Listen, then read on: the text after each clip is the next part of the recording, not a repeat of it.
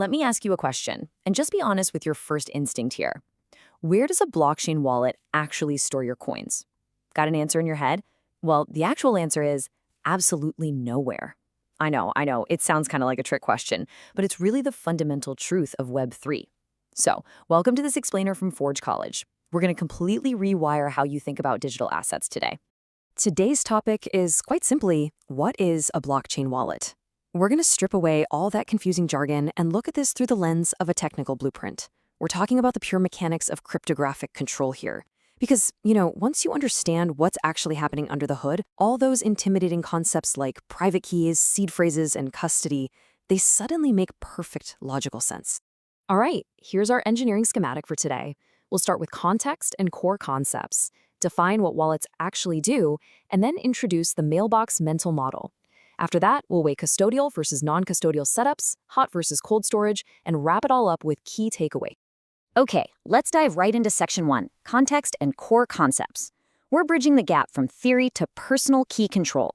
Now, I know a lot of you just finished the capstone final report synthesis, and honestly, what a journey it was analyzing those high-level systems, right?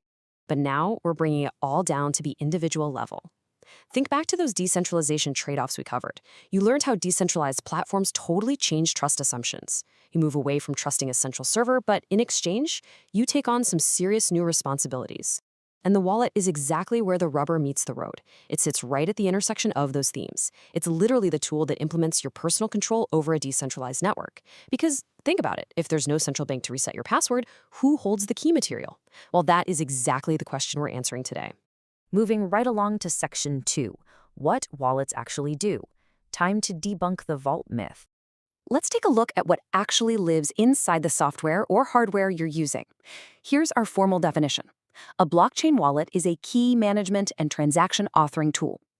Notice a specific word missing from that definition? Yep, storage. A wallet does not store cryptocurrency the way your physical leather wallet stores dollar bills or the way a bank vault stores gold bars.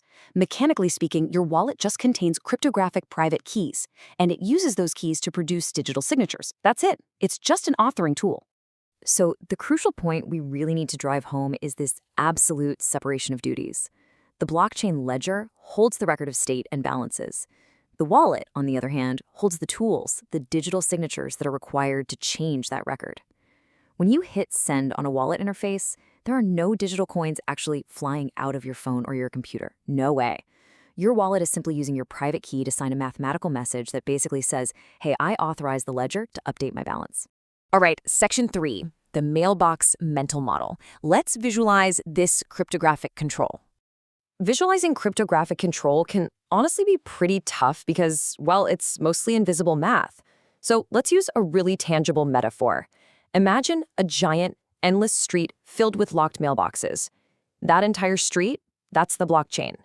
Your public address is simply one specific locked mailbox on that street. Anyone in the world can walk by, look at the number on the mailbox, and drop a letter, or in our case, tokens, inside. But your private key, that is the unique keyring sitting right in your pocket. It is literally the one and only physical instrument in the entire universe that can open that specific mailbox to take the mail out. And this brilliantly illustrates the one-way mathematical relationship of cryptography. You see, deriving a public address from a private key is super easy. It's like putting a mailbox out on the street once you already have the key. But trying to figure out the exact shape of the key just by staring at the outside of the mailbox, computationally impossible. On the blockchain, possession of the private key isn't just 9/10 of the law, it is 100% of the law. If you hold the key, you own the contents, period. Which brings us to Section 4, custodial versus non-custodial. Who holds the key ring? To stick with our mailbox metaphor here, who exactly is holding that keyring? Let's look at these two models side by side.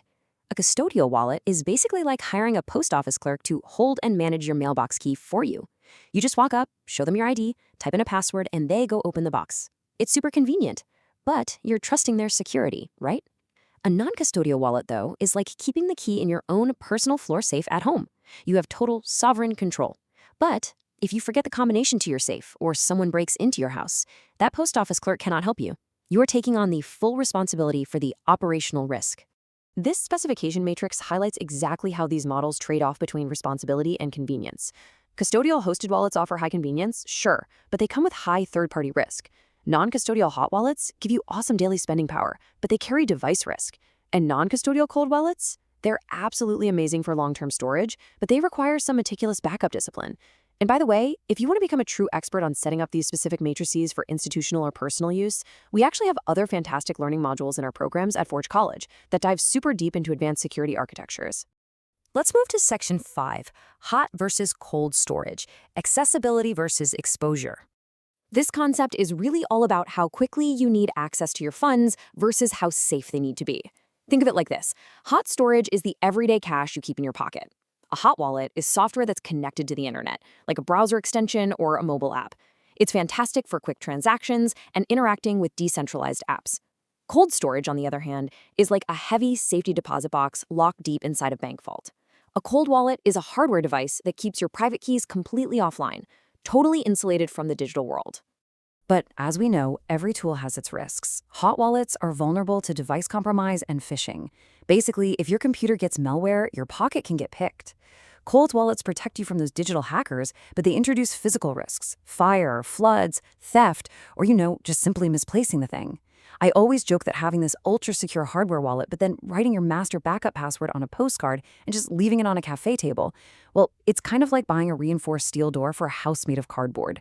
Your operational security really matters. All right, final section, Section 6, takeaways and next steps. Preparing for recovery. Let's start preparing for recovery, because in the world of personal key management, hope is definitely not a strategy. Notice our golden rule of cryptography right here. Always pair any non-custodial approach with a tested recovery strategy. If you lose your keys without a backup, there is no IT department to call. The blockchain doesn't have a forgot password button. The math doesn't care if it was an accident. Lost access is lost forever. And that is exactly why our next explainer in the sequence is how seed phrases work. We're going to dive into the beautiful engineering of deterministic key generation, the BIP39 standard, and some really practical workflows to ensure that even if your hardware wallet gets run over by a truck, your assets remain completely safe and recoverable. So I'll leave you with this question to ponder before we meet again. Where do you keep your key? Who else can access it? And how would you recover it if disaster strikes? If you can confidently answer all three of those, you are well on your way to mastering digital sovereignty. Thank you so much for joining me today.